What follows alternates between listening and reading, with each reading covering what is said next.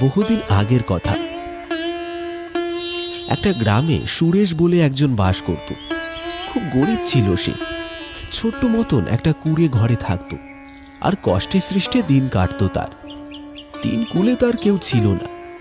গ্রামে এদিক ওদিক কাজ করে কিছু টাকা উপার্জন করত সে। এভাবেই তার দিন কাটত। দুবেলার দুমুঠো ঠিক করে পেট ভরে খেতে পেত না সে। এইভাবেই চলতে চলতে একবার শীতকাল এসে গেল। সুরেশের আর সুদিন আসে না।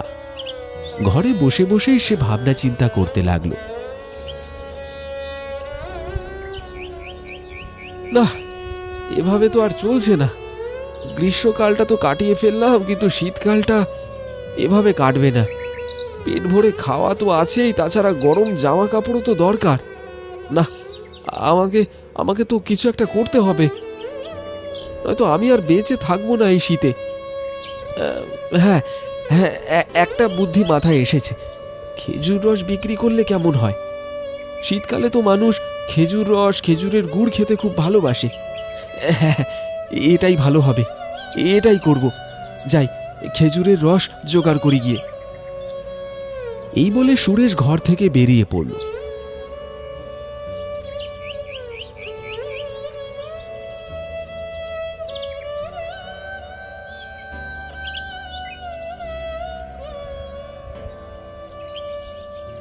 কিন্তু তার ভাগ্য বেজায় খারাপ। সব কটা খেজুর গাছে কেউ না কেউ এসে হাঁড়ি বেঁধে দিয়ে চলে গেছে। যে গাছগুলো খালি পড়ে আছে সেগুলো কেউ না কেউ ধরে বসে আছে। সেখানে গেলেই তাকে দূর দূর করে তাড়িয়ে দেয়।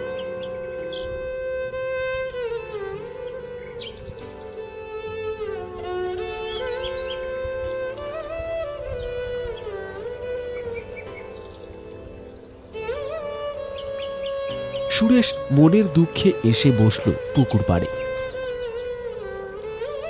বেজায় মন খারাপ তার। সে মন খারাপ করে বসে আছে পুকুর পাড়ে। এমন সময় সেখানে এলো মদন। মদন সেই গ্রামেরই ছেলে, সুরেশের খুব ভালো বন্ধু। তাকে মন খারাপ করে বসে থাকতে দেখে কাছে এসে সে বলল, কি হয়েছে ভাই সুরেশ? এমন করে মন খারাপ করে বসে আছিস কেন? আর বলিস না ভাই মদন, তুই তো জানিসই আমার অবস্থা। ভেবেছিলাম শীতকালে খেজুরের গুড় বিক্রি করে কিছু টাকা কামাবো, কিন্তু সে আর হলো কই। সব কটা গাছ ধরে বসে আছে সবাই, কোনো গাছের কাছে ঘেঁষতেই পারলাম না। ভাই, এই শীতটা মনে হয় পার করতে পারবো না। আরে ছি ছি ছি ছি, এসব কি আজে বাজে কথা বলছিস ভাই? এসব কিছু হবে না। আমি বলি কি, শোন, ওই যে গ্রামের শেষে যে গাছগুলো রয়েছে সেখানেও তো হাঁড়ি বাঁধা রয়েছে। তুই বরং সেখান থেকে খেজুর রস চুরি করে বিক্রি কর, কেউ কিচ্ছুটি জানতে পারবে না। কি বলছিস ভাই? ওখানে গাছ রয়েছে, আমি তো সেটা জানতাম না। কিন্তু খেজুর রস চুরি করব, যদি কেউ ধরে নেয় তাহলে তো একটা হাড়ও আস্ত রাখবে না আমার। আরে না না, চিন্তা করছিস কেন? তোর কি মনে হয় এই শীতের রাতে কেউ কি ওখানে বসে পাহারা দেবে গাছগুলোকে? আমি বলছি তো, কোনো অসুবিধাই হবে না। তুই মাঝরাতে চলে যা হাঁড়ি নিয়ে, প্রচুর রস পাবি, কোনো অসুবিধা হবে না। আচ্ছা ভাই, তুই বলছিস যখন, একবার চেষ্টা করেই দেখি। ঠিক আছে ভাই, দেখে আসি কি করতে পারি। এই বলে সুরেশ মদনের কাছ থেকে বিদায় নিয়ে চলে গেল গ্রামের একেবারে শেষ প্রান্তে। গিয়ে দেখে সেখানে সারি সারি খেজুরের গাছ। প্রত্যেকটা গাছে হাঁড়ি বাঁধা রয়েছে। গাছগুলোর নিচে দুটো লোক বসে গল্প করছে। সুরেশ ভালো করে জায়গাটা দেখে নিয়ে ফিরে গেল নিজের বাড়িতে। ধীরে ধীরে বিকেল গড়িয়ে সন্ধ্যা হলো, আর তারপর রাত।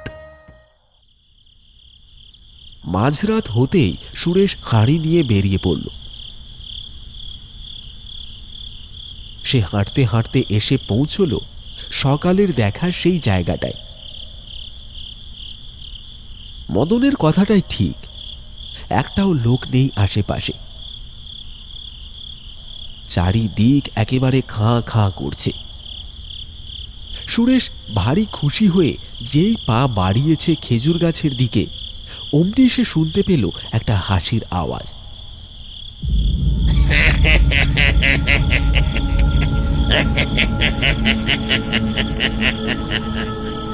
মাঝরাতে এত জোরে হাসির আওয়াজ শুনে ভয়ে কাঠ হয়ে গেল সুরেশ।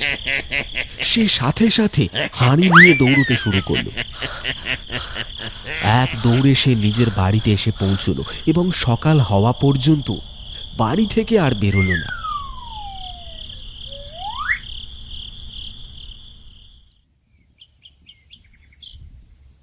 সকাল হওয়ার পর সে গেল তার বন্ধু মদনের কাছে। মদনকে সবকিছু জানাতেই মদন বলল, তুই না একটা মূর্খ। তোর কি মনে হয় ওখানে কি ভূত আছে? নিশ্চয়ই তোর মতো আরও কেউ খেজুর রস চুরি করতে গিয়েছিল। তোকে দেখতে পেয়ে ভয় দেখিয়ে তাড়িয়ে দিয়েছে, যাতে তুই তার জিনিসে ভাগ না বসাতে পারিস। তুইও সেই রকম ভীতু, রস না নিয়ে পালিয়ে এলি। আজকে আবার যা, আর খবরদার একদম ভয় পাবি না। মদনের কথা শুনে সুরেশ আশ্বস্ত হয়ে বাড়ি ফিরল। আবার মাঝরাত হতেই হাঁড়ি নিয়ে বেরিয়ে পড়ল সে। হাঁটতে হাঁটতে চলে এলো আবার সেই জায়গাটাতে। আর আজকেও সেই একই অবস্থা। সারি সারি খেজুর গাছে হাঁড়ি বাঁধা আছে, চারিদিকে কেউ নেই। সুরেশ যেই আবার গাছের দিকে পা বাড়িয়েছে অমনি হাসির আওয়াজ শুনতে পেল।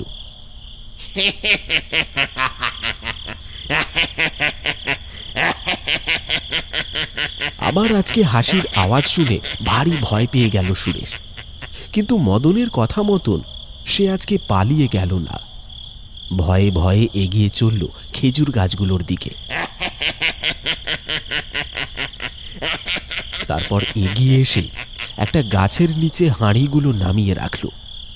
যেই না সে গাছে উঠতে যাবে অমনি পিছন থেকে কে যেন ডাক দিল তাকে। তোর তো দেখছি প্রাণের কোনো ভয় নেই।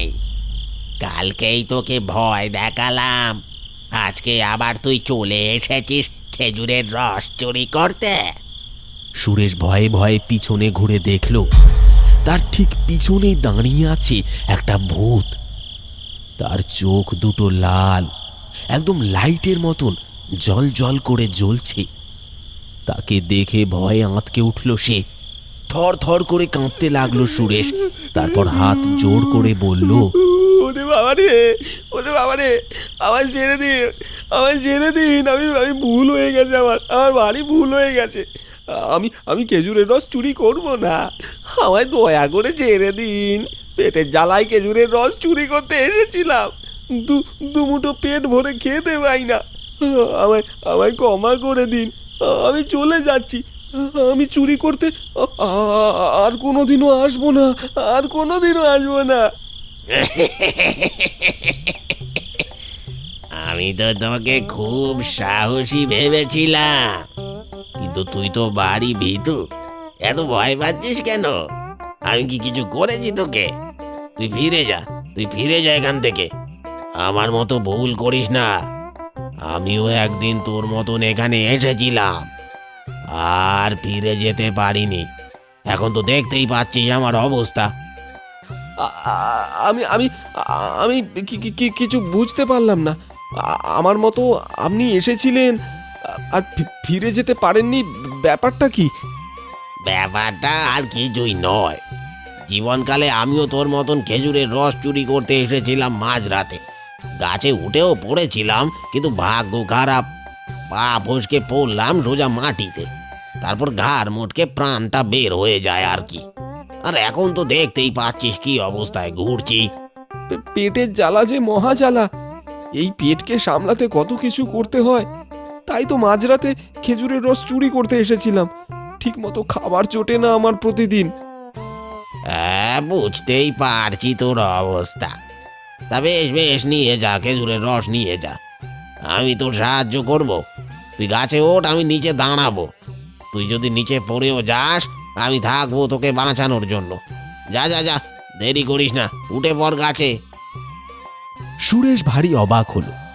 তারপর হাত জোর করে প্রণাম করল ভূতকে। তারপর গাছে উঠে পেরে নিয়ে এলো খেজুরের রস। এইভাবেই বেশ কয়েকবার গাছে উঠে সে রস পেরে আনলো। তার সবকটা হাঁড়ি ভরে নিয়ে সুরেশ ফিরে গেল নিজের বাড়িতে। এভাবেই প্রতিদিন সেই খেজুরের রস নিয়ে যায় আর তা জাল দিয়ে গুড় তৈরি করে বিক্রি করে। ধীরে ধীরে তার এই গুড়ের ব্যবসা ফুলে ফেঁপে উঠতে থাকে। গুড় বিক্রি করে সুরেশ অনেক বড় লোক হয়ে যায়। তার আর সেই ছোট্ট কুঁড়ে ঘর নেই, এখন সেখানে বিরাট এক বাড়ি। সুরেশ এখনো প্রতিদিন মাঝরাতে খেজুরের রস নিয়ে আসে ভূতের সাহায্যে এবং সকালে তা বিক্রি করে দেয়। এইভাবেই সুরেশ সুখে শান্তিতে দিন কাটাতে থাকে এবং প্রতিদিন মনে মনে প্রণাম জানায় খেজুর গাছে থাকা সেই ভূতের উদ্দেশ্যে।